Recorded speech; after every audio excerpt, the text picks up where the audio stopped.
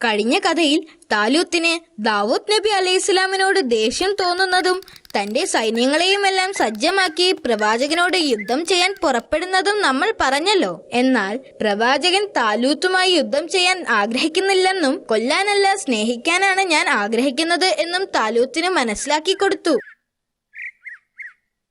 കുറച്ചു വർഷങ്ങൾക്ക് ശേഷം മറ്റൊരു യുദ്ധത്തിൽ തലൂത്ത് കൊല്ലപ്പെട്ടു.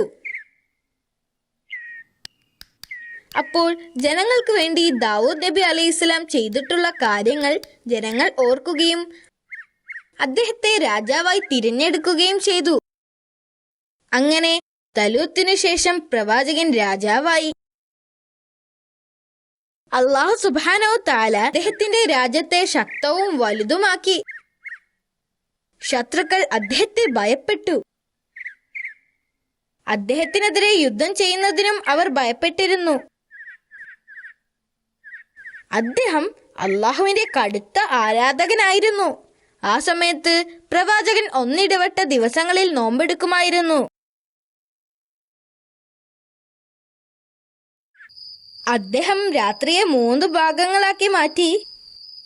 രാത്രിയുടെ കുറച്ചു സമയം ഉറങ്ങുകയും കുറെ സമയം പ്രാർത്ഥിക്കുകയും അത് കഴിഞ്ഞ് വീണ്ടും ഉറങ്ങുകയും ചെയ്തിരുന്നു. സത്യസന്ധനും നീതിമാനുമായ ഭരണാധികാരിയായിരുന്നു ദാവൂദ് നബി അലൈഹിസ്സലാം.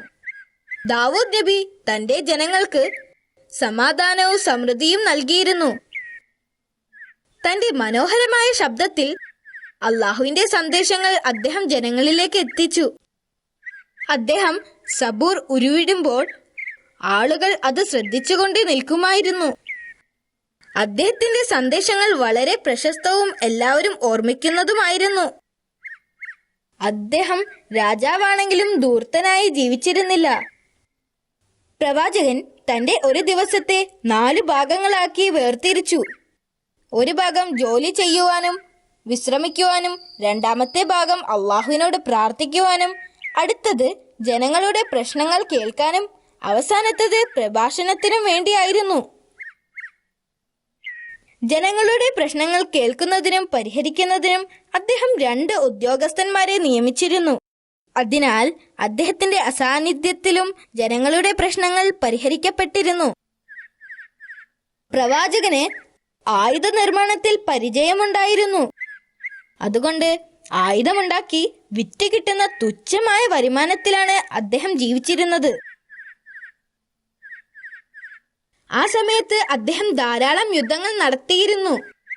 പക്ഷേ സൈനികർക്കിടയിൽ ഒരു പ്രശ്നമുണ്ടായിരുന്നു. ഇരുമ്പ് കൊണ്ടുള്ള ആയുധങ്ങളും കവചങ്ങളും മറ്റും ഉപയോഗിക്കുന്ന സൈനികർക്ക് അത് കട്ടിയുള്ളതായതുകൊണ്ട് അവരുദ്ദേശിക്കുന്നത് പോലെ ചലിക്കാനും യുദ്ധം ചെയ്യുന്നതിനും ബുദ്ധിമുട്ടായിരുന്നു. അവരത് പ്രവാചകനോട് പറഞ്ഞു. അദ്ദേഹം ഒരു ഇരുമ്പിന്റെ കഷ്ണമെടുത്ത് ആ പ്രശ്നം എങ്ങനെ പരിഹരിക്കുമെന്ന് ചിന്തിച്ച് അതിന്റെ മുന്നിൽ ഇരിക്കുകയായിരുന്നു. പെട്ടെന്ന് അദ്ദേഹത്തിന്റെ കൈ ഇരുമ്പ് കഷ്ണത്തിന്റെ ഉള്ളിലേക്ക് താഴ്ന്നു വന്നു. സർവശക്തനായ അള്ളാഹു ആ ഇരുമ്പ് കഷ്ണത്തിനെ മൃദുവാക്കി കൊടുത്തിരിക്കുന്നു. കുറച്ചുനാൾ കഴിഞ്ഞപ്പോൾ പ്രവാചകന് ഒരു പുത്രനുണ്ടായി. അവനെ സുലൈമാൻ എന്ന് പേരിട്ടു. കുട്ടിക്കാലം മുതൽ തന്നെ വളരെ ബുദ്ധിമാനും സമർത്ഥനുമായിരുന്നു അവൻ. ഈ സംഭവം നടന്നപ്പോൾ അദ്ദേഹത്തിന് 11 വയസ്സുണ്ടായിരുന്നു.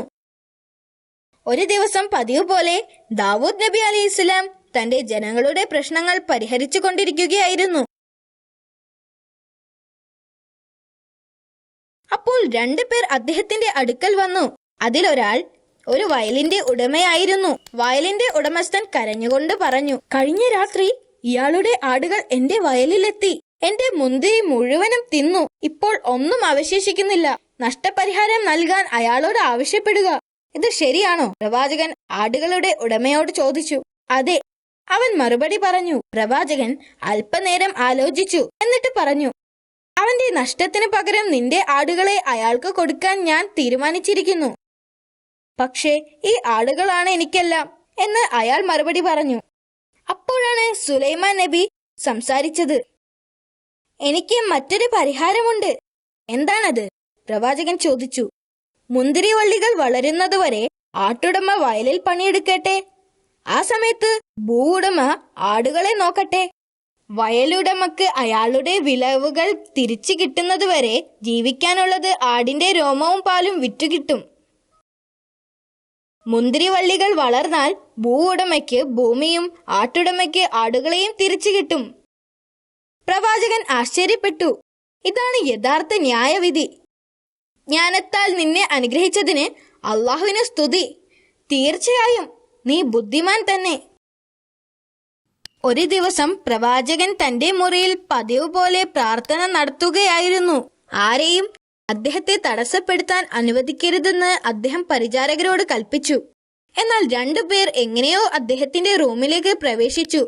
അദ്ദേഹത്തിന്റെ പ്രാർത്ഥനയ്ക്ക് തടസ്സം നേരിട്ടപ്പോൾ അദ്ദേഹം ദേഷ്യത്തോടെ ചോദിച്ചു, നിങ്ങൾ ആരാണ്? ഭയപ്പെടരുത്. അവരിൽ ഒരാൾ പറഞ്ഞു, ഞങ്ങൾക്കിടയിൽ ഒരു തർക്കമുണ്ട്. ഞങ്ങളിവിടെ താങ്കളുടെ ന്യായവിധിക്കായി എത്തിയതാണ്. അതെന്താണ്?